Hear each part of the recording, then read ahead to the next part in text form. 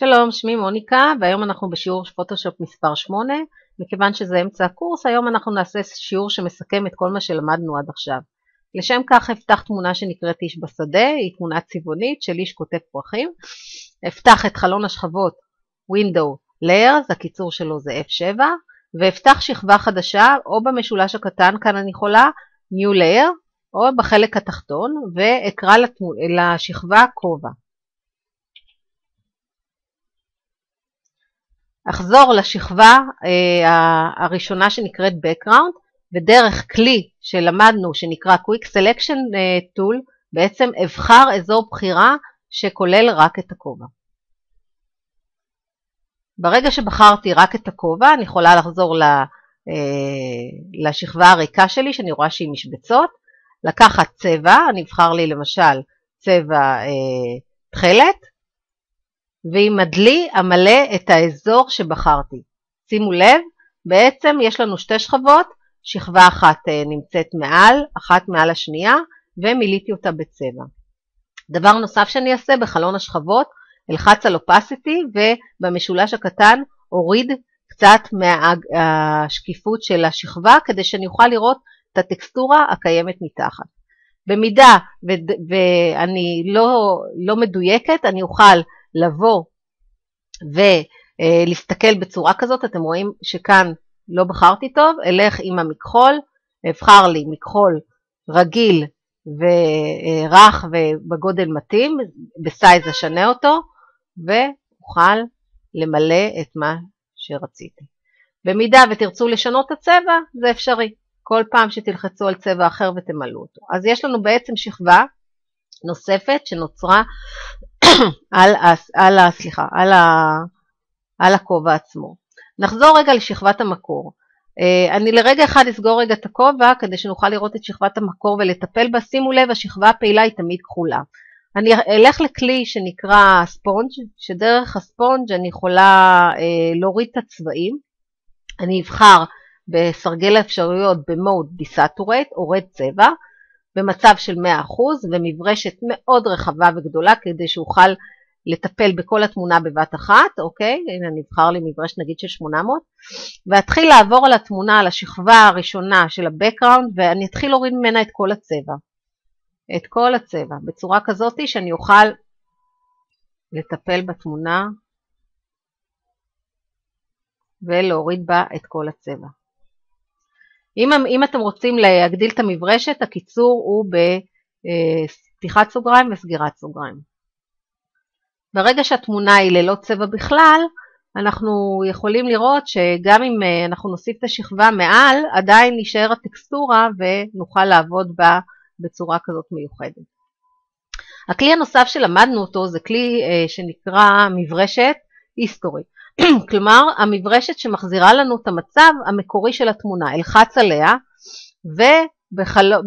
ובחלון של השכבות אני אוודא שאני נמצאת בשכבת המקור, ואתחיל להביא דרך ציור עם מברשת את התמונה המקורית דרך ההיסטורי בראש. במידה ואני לא מדויקת או אני רוצה להיות יותר מדויקת, אלחץ על זכוכית המגדלת, אגדיל את האזור ואוכל לעבוד בצורה יותר מדויקת. כמו שאתם רואים, לפעמים קורה מצב שבעצם חלק מהתמונה עוד פעם נהיה צבעונית ואני לא רוצה אותה. לכן חשוב לעבוד בצורה משולבת עם הכלים ולהחזיר את המצב הזה. כדי להוריד עוד פעם את הירוק, אני אחזור עוד פעם לספוג עצמו, אבחר אותו במברשת דקה יותר, ואתחיל להוריד עד שיגיע למצב מדויק. ברגע שיצרתי את האזור שרציתי בצבע, אוקיי?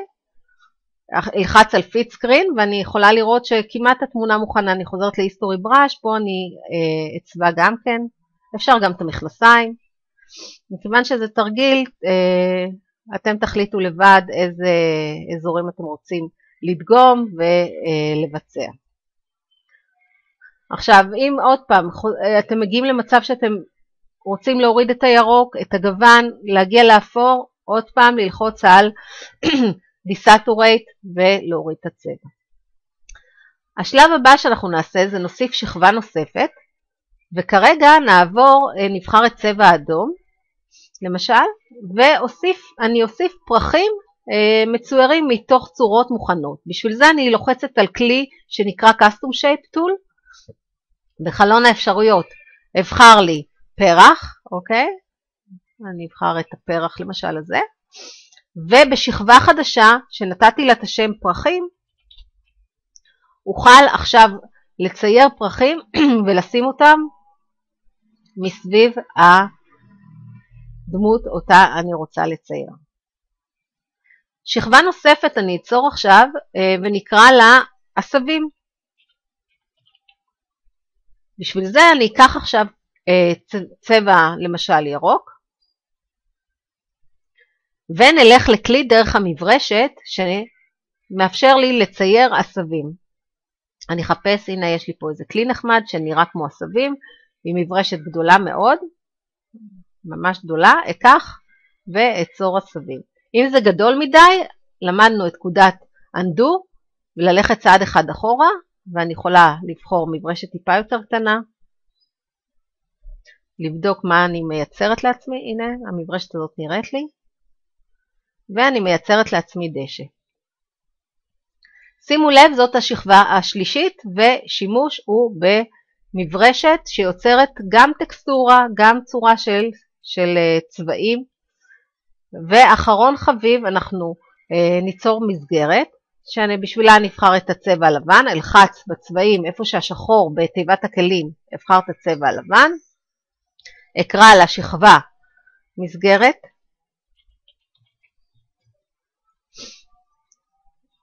ועוד פעם אלך לכלי של Custom Shape, ויש לי כאן מסגרות גם כן קיימות שאפשר גם להשתמש בהן.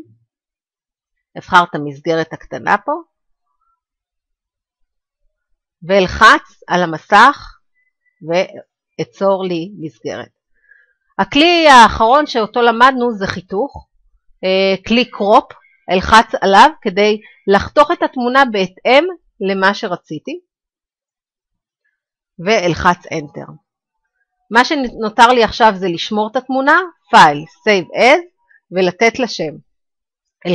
שמור אותה כ-JPEG, כי אני רוצה אותה תמונה יחידה שאוכל לעבוד עליה בעתיד. אתן לה שם, איש בשדה מעוצב, חדש.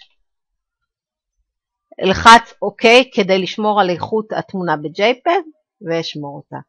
בהצלחה, חג שמח לכולם.